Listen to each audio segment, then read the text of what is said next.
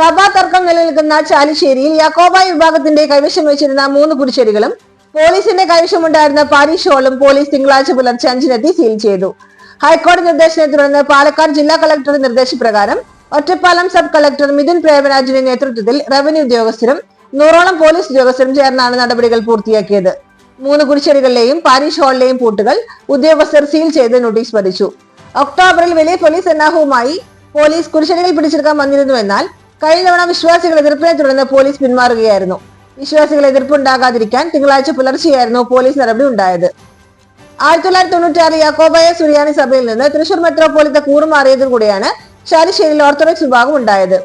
2020 August 20-നാണ് മഹാഭൂരിപക്ഷം വരുന്ന യാക്കോബായ വിശ്വാസികളെ പുറത്താക്കി ഓർത്തഡോക്സ് സഭ പള്ളി പിടിച്ചെടുത്തത്. കുരിശടികൾ ചാലിശ്ശേരി പള്ളിയിൽ അടിയന്തരമായിട്ട് ഏറ്റെടുക്കാൻ കോടതി നിർദ്ദേശപ്രകാരം ജില്ലാ കളക്ടറുടെ നിർദ്ദേശപ്രകാരം നമ്മൾ കുരിശടികൾ ഏറ്റെടുത്തിരിക്കുകയാണ്.